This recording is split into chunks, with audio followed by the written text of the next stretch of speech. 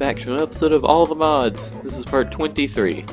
Last time we finished off the Twilight Forest, ending what was a really fun little side dimension questing thing to do. Had a great time with it, but sadly, it's over. It's time to move on to new things, which in the spirit of my new Space Engineers series, we're going to be doing some space stuff, specifically with, that was the wrong button, specifically with advanced rocketry. I've been playing too much Space Engineers, I'm getting my controls mixed up. Advanced rocketry is probably one of the best space mods that I have ever seen in Minecraft, and I'm very glad they went with this instead of Galactic Craft. The problem is it's also incredibly hard for me to understand. Like, it's super complicated and it has a lot of stuff. So, bear with me if I mess up just about everything. Anyways, I do have something to help me through this, because luckily, this mod has advancements, so I kind of know a little bit of what I'm doing. So there's 4 things that I think I need to do from the beginning. Find dilithium ore, which I believe I have some of. Moon landing, that's one of the first achievements for some reason, that's going to be a while. Flattening, which is make a small plate presser, I'll do that in a second, and suited up, which is wear a full spacesuit. Now, the thing I need, at least to start off getting in this episode, is the holo projector. That is incredibly important for this mod. So I think what I'm going to start by doing is I'm going to go see if I can find any dilithium anywhere. If I have any, it'd probably be in my ores chest. Which it is, perfect, we have 16 dilithium. So, using this, let's see, we can do this, we can put it in a furnace, I believe, yep, furnace, and then that smelts dilithium dust, and that smelts, or not. Okay, so dilithium dust is not what I need. So, how do I get straight up just dilithium? I assumed you got it from dilithium dust, but it's not looking like that's true. I can also use a small plate presser on the dilithium dust, so, you know what, I'm gonna just make the small plate presser, because that seems to be important. There it is. Okay, so it's literally just a piston with 3 iron under it. It's simple enough. So I believe I need to put this facing downward toward a piece of obsidian. So it's not exactly the craziest piece of technology, but it is a start. Let's just put this here. Here should be good. So give a little bit of a buffer. Hopefully that faces down on its own. It does. Break that. I just put a lever there. Okay, that's not how it works. Okay, maybe if we put some dilithium in there, and then flick the lever. Nothing. What if I place it down? Oh, there we go, now we got stuff. So did that give me any achievements? I now have flattening, still don't have dilithium. Don't exactly know how to get that achievement. So now, we need to make holographic, or do the holographic achievement, which is making a hollow thing. So for this we're going to need 3 redstone, an iron plate, which I believe you can use a small plate presser. Use a block of iron for 4, that is a horrible idea, okay. Yeah, there's another recipe that works, that's just 3 iron ingots, that's way simpler. Then we use optical sensors, which is just gold plates, redstone, and glass, so that should be easy.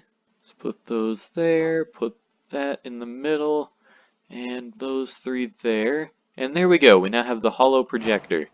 Now, I believe this is the most important item in this mod, basically. How does this work? There we go, okay, so we have lots of machines that we're going to need. There's precision assembling machines, you can go left and right for some reason, but I'm pretty sure there's nothing that you can't read within this region. So let's see, there's the cutting machine, lathe, crystallizer, precision assembling machine. I think those 4 are the only things we need as of right now. Mostly the precision assembling machine. So I think, since these are actually like fully sized structures, I'm gonna need to find a place to build this. And I'm thinking I'm gonna do it right out over here by my farm area. Because there's a nice flat open space here and a lot of oil, so that's always a good sign. So yeah, I think this is going to be the official site for my new space program. I should probably get to clearing this out. I need to build a platform for this, and I'm thinking I'm going to try and have the entirety of it just be off the ground. and on a stone thing because that looks nice. It looks a bit more futuristic than just having it on the ground.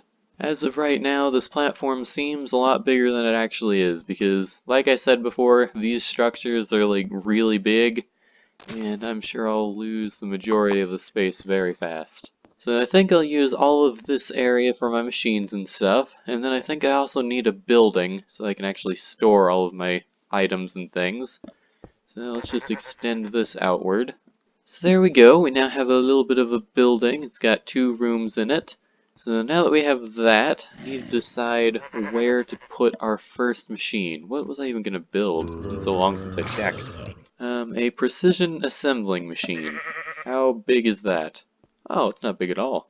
Except it has like 4 layers. Okay, 3 layers. I think here should be a good position for it. So now we need to start building all of these different blocks and things. Which I should probably make it so that I can only see the bottom layer for now, so that I don't have too much stuff to do at once. So we're going to need a precision assembler, an input hatch, a power input plug. Okay, I know I'm going to need at least 2 coils, then output hatch, and then 2 motors. Okay, so I'm guessing the reason why it keeps changing between things is because you can kind of orient it and make it differently, and depending on what parts you use, it's better or worse. I'm hoping that's what it is. So let's start with the precision assembler. That's an industrial diamond, a user interface, redstone repeater, I/O circuit board. So we've got a few things. I might need a pulverizer for this. Yeah, it's looking like I'm going to need a pulverizer so I can build this thing. And actually, before I leave, I think I'm going to put a fence around this place. And I might as well make a waystone for this too. I have the resources. Let's call this the space platform. Or actually, in light of the recent Area 51 things, let's go with Area 52. There we go, perfect. So after that long detour of me building this giant fence, I guess I should probably continue working on this thing. So if I put that there, yeah, that works. What was I making? I need to make the precision assembler itself, which means I needed a pulverizer. That's what I was doing. So there we go.